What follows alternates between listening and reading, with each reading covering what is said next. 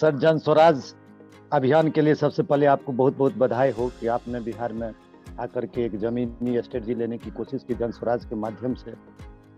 हम लोग भी यही चाहते थे कि एक नॉन पॉलिटिकल आदमी आके इस बिहार की स्थिति तो सही में बदतर है, सबसे गरीब है। आपका तो सही स्ट्रेटजी आज तक जो कोई स्ट्रेटजी रहा बिहार के मामले में, और हमने देखा कि 75% 80% आपका सही रहा, जो कोई स्ट्रेटजी रहा।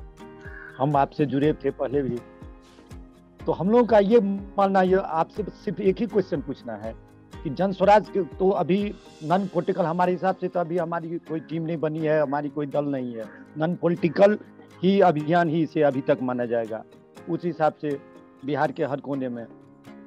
तो हम आपसे ये जानना चाह रहे थे कि हम लोग अगर इससे जुड़े, हम लोगों का जुड़ाव अगर आपके जन स्वराज के माध्यम से अगर पॉलिटिक्स में, वैसे अभी तक किसी पार्टी से नहीं जुड़े रहे, लेकिन अब बिहार डेवलपमेंट के फोकस के नाम पर आपसे जुड़ना चाहते हैं, तो क्या हम लोगों का भविष्य सुरक्षित रह सकता है? राजनीति में हम एक जमीन बना पाएंगे? ये गारंटी आपके द्वारा हम लोगों को मिलेगा? देखिए, जैसा आपने बताया कि अभी तो ये सिर्फ सोच है, एक सोच है, और सोच के पीछे एक बहुत बड़ा पीछे का जो मेरी समझ है, मैंने जो अध्ययन किया है, जो चीज़ों को समझा है कि बिहार में अगर चीज़ों को बदलना है तो क्या करना पड़ेगा, उसके आधार पे एक सोच है, और इसको ज़मीन पर उतारने का जज्बा है कि इसको ज़मीन पर उतार कर सही मायनों में नीचे लागू करेंगे, ऐसा एक जज्बा है। करने के लिए एक प्लेटफॉर्म चाहिए होगा। अब वो प्लेटफॉर्म एक पॉलिटिकल पार्टी होगी, कोई मंच होगा कि ग्रुप होगा, उसके लिए मुझे आपको कुछ महीने देने पड़ेंगे। आने वाले दिनों में, जैसा मैंने पत्रकार वार्ता में भी बताया, मैं कोई 17,500-18 हज़ार लोग जो हम लोग से जुड़े हुए हैं, जिन्होंने मिलने की या हम लोगों ने उनसे मिलने की बात कही है, उनके पास जाकर उनके साथ बैठना चाहता हूँ, समय बिताना चाहता हूँ, समझना चाहता हूँ। उसमें से अगर एक बड़ी संख्या में लोग इस चीज़ को तय करते हैं कि हमें आगे चलने के लिए राजनीतिक कोई प्लेटफॉर्म बनाना पड़ेगा, तो वो प्लेटफॉर्म बनाया जाएगा। लेकिन वो प्लेटफॉर्म मैं जो बार बार कह रहा हूँ, वो प्लेटफॉर्म किसी प्रशांत किशोर का प्लेटफॉर्म नहीं होगा।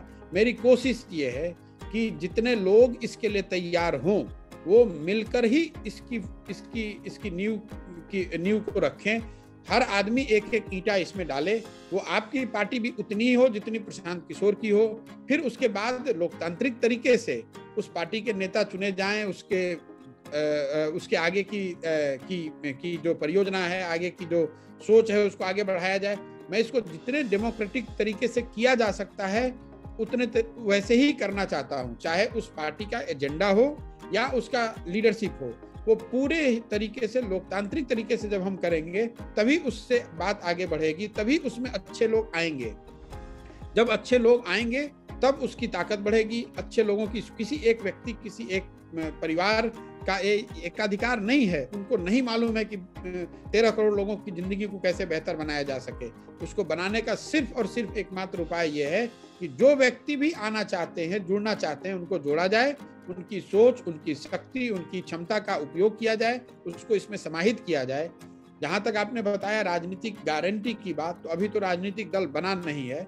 मैं इतना आपको आश्वस्त जरूर कर सकता हूं कि अगर राजनीतिक दल बना और सबके सहमति से, सबकी सोच से बना, तो जब तक हम लोग की जो शक्ति है, जब तक हमारा उसमें से रहेगा, तब तक उस दल को लोकतांत्रिक तरीके से आगे बढ़ाने का प्रयास करेंगे, जिससे कि जो लोग भी अच्छे लोग हैं, जो नीचे से जुड़े हुए लोग हैं, उनके साथ जितना हो सके वो गलत ना हो, उनके साथ कोई उनका टांग ना खींचे, कोई उनको उन पर उनके साथ कुछ गलत ना करे।